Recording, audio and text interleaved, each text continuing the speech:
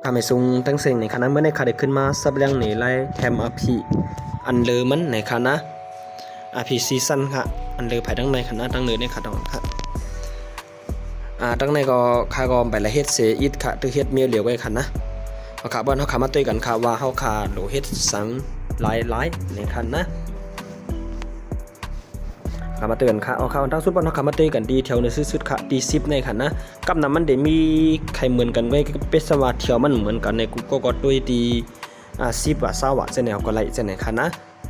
เอาค่ะบ่อนเฮาก็ต้วยกันดี10ค่ะดี10ในก็ให้เอาค่ะปันข้าวเรียนเกม10นาทีจังไว้ค่ะนะแล้วค่ะเป็นข้าวยาม10นาทีในค่ะนะที่ไหนค่ะกันนี้ก็20นาทีเหมือนกันค่ะกำนำได้ก็ดีเป็นใจในค่ะนะก็ต้องคำมาด้วยกันดี6ค่ะดี6ในก็ในค่ะนะแล้วค่ะเหี่ยมไตตา6เกาะใน1ป้อยในค่ะนะในคันคลาสสิกอำว่าคันไหลก็เลยค่ะดีสุดให้เหี่ยมไตตา6เกาะค่ะใน1ป้อยค่ะนะก็ได้กัน1เฮงค่ะ1เฮงในค่ะนะกำนำได้ก็แล้วค่ะยี่ปันดีโหงค่ะให้สร้างราเบนค่ะนะถึง1เฮงเส้นไว้ค่ะนะที่ในได้ก็เพราะคายี่บันทีโหงกำนำในก็เตรียมหามก็เองค่ะในคันคลาสสิกอำว่าคันไหลก็ไหลค่ะพอได้กันที่50ค่ะที่50ในก็ในค่ะนะให้เฮาค่ะเวียนคำคงเวียนคำโฮกูเจอค่ะนะเวียนคำจึงก็ไหลค่ะเวียนคำกูเจอค่ะ50กำในคันคลาสสิกอำว่าคันไหลก็ไหลค่ะพอได้กันใน1ป้อยค่ะที่1ป้อยใน1ป้อยไหนเฮาค่ะเก็บปันกอง5มิลเนี่ยค่ะนะเพราะว่ากูก็เรียนยิบ AK ยาวก็ยิบ AK ยาวก็ยิบ AW หมายสังสิ่งให้ป่องที่ป่องเส้นค่ะนะใน1ป้อยให้ยิบปัน5มิลเส้นค่ะในคันคลาสสิกอำว่าคันไหลก็ไหลค่ะประเด็นที่10ค่ะที่10ก็ในคณะให้เอาค่ะยืดไตตา10ก็ในคณะ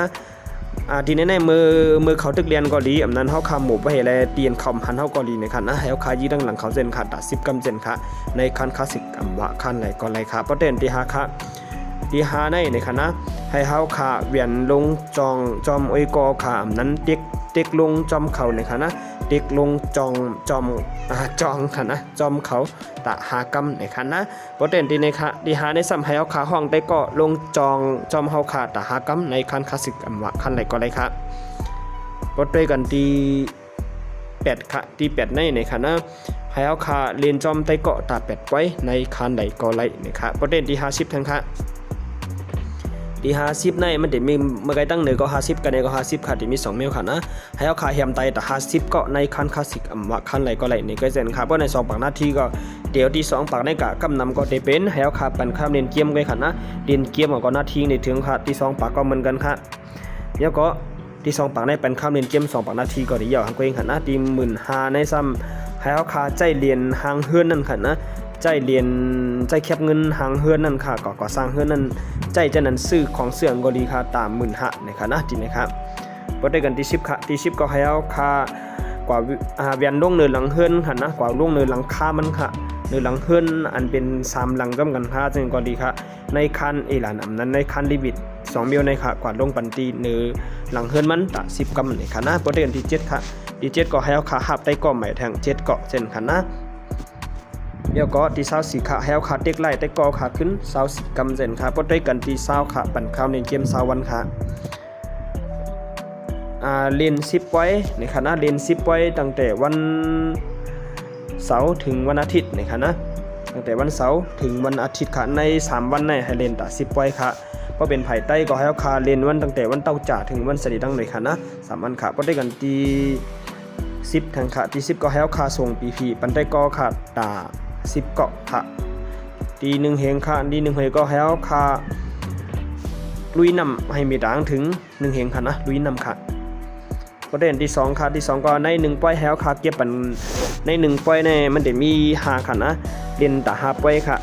ใน1ป้อยให้เอาค่ะเก็บปันกอง2เราเห็นอะไรใส่ไปกองแม่กองจีนี่ค่ะนะในคันคลาสสิกอำว่าคันไหลก็ไหลนี่ค่ะบ่ได้กันที่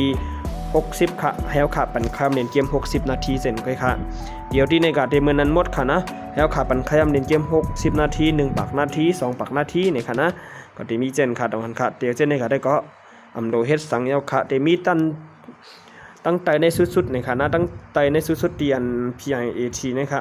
กันในเพราะเขาขายเหี่ยมไตมัก4-5ก็เขาขายได้ยาวกว่าที่ในมันได้ให้เอาค่ะมันเหมือนจังเขาว่าอะไรขึ้นจันเจ้า เจ้าหันไล่เข้าป้าในจันก้นเขียนเช่นกันนะติดเตียงเช่นกันค่ะอันนี้ก็จะเป็นล็อกไลน์แถมพีอันเลออำนั้นห้องว่าพีซีซั่นค่ะนะในเมื่อในก็เดี๋ยวมีจะไหนค่ะเอาค่ะไม่ซุ่มกุ๊กเกาะไหนค่ะนะ